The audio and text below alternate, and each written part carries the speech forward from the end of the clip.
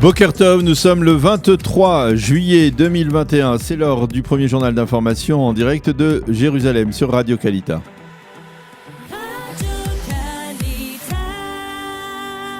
Direction nos studios à Jérusalem ce matin avec notre correspondant Daniel Haïk. Bonjour Daniel, et à la une de l'actualité ce matin, la situation sécuritaire, et on parle d'une menace d'infiltration terroriste le long de la frontière israélo-libanaise. Oui, Boker Tov, Ilana, les forces de sécurité israéliennes sont en état d'alerte et les soldats de Tzahal sont à la recherche de deux individus qui ont été repérés au moment où ils franchissaient cette frontière israélo-libanaise en direction du territoire israélien. Tzahal a tiré des fusées éclairantes durant toute la fin de la nuit dans l'espoir de retrouver ces suspects. L'armée a également demandé aux habitants des deux localités proches de la frontière de ne pas sortir de chez eux. Au sein de Tzahal, on considère cette infiltration comme terroriste, et ce même si l'on peut raisonnablement penser qu'il s'agit là d'une opération de contrebande et de trafic de drogue, comme il y en a fréquemment dans cette région. Et un événement qui intervient alors que les Syriens accusent à nouveau Israël d'avoir frappé leur territoire. Oui, selon l'agence de presse syrienne, des positions apparemment pro-iraniennes auraient été bombardées dans la région de Homs. Selon des sources syriennes, il s'agirait de raids aériens ou de tirs de missiles imputés à l'État d'Israël. La cible de ces missiles n'a pas été précisée par les Syriens, mais ils se sont bornés à affirmer que leurs batteries de missiles ont intercepté les missiles envoyés apparemment donc par Israël. Il faut souligner que ce serait là la seconde attaque de ce type imputé à Israël en 2 jours en Syrie, après un raid qui aurait détruit une usine servant à améliorer la précision des missiles détenus actuellement par le Hezbollah, des missiles qui sont pointés en direction du territoire israélien.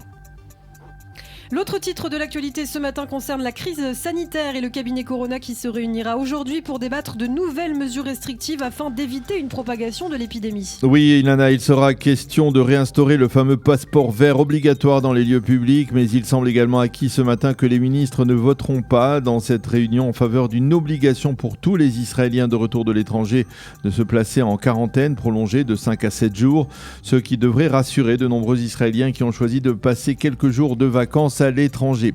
Le cabinet pourrait également prendre des mesures restrictives en plein air. Ceci étant, l'ancien Premier ministre Benjamin Netanyahou a téléphoné hier de manière inattendue au patron de Pfizer et de Moderna afin qu'il persuade le nouveau gouvernement, celui de Naftali Bennett et de Yair Lapid, d'instaurer l'injection d'un rappel d'une 3e dose afin de compenser la perte assez sensible d'anticorps.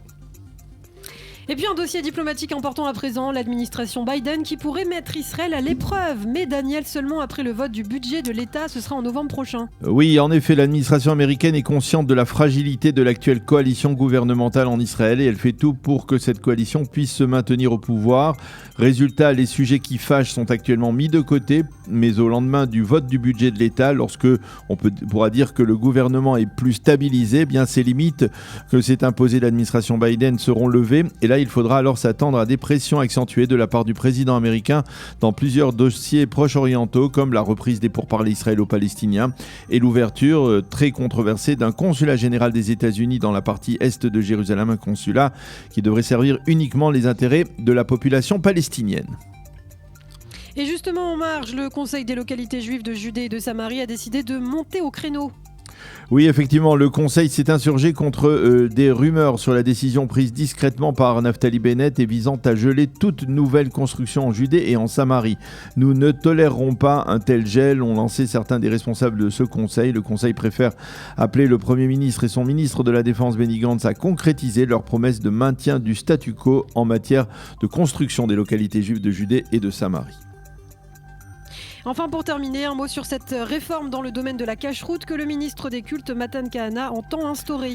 Oui, Matan Kahana, un des leaders du parti Yamina, a provoqué ces derniers jours 2 tremblements de terre dans le monde orthodoxe, en particulier au sein du grand rabbinat d'Israël. Il a en effet annoncé sa décision d'instaurer 2 plans de réforme. Le premier concernera le contrôle de la cacheroute en Israël. Jusqu'à présent, c'est le grand rabbinat qui, on le sait, délivre les certificats de cacheroute, de respect des règles de cacheroute pour les restaurants, les cafés et autres.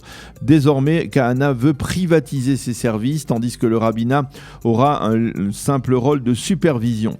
La seconde réforme se rapporte au dossier des conversions. Là aussi, l'intention de Matan Kahana est de restreindre le monopole du grand rabbinat d'Israël. Ces 2 réformes provoquent bien entendu la colère au sein du monde orthodoxe qui promet de lutter ferme pour empêcher leur réalisation. C'est la fin de ce premier journal d'information.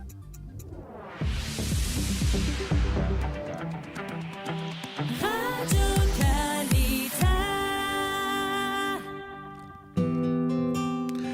Une page météo pour clore ce premier journal d'information. Le temps sera moins chaud que ces derniers jours, en particulier sur les hauteurs du pays. Les températures prévues aujourd'hui 29 degrés à Jérusalem et à Tel Aviv et 40 degrés à Eilat.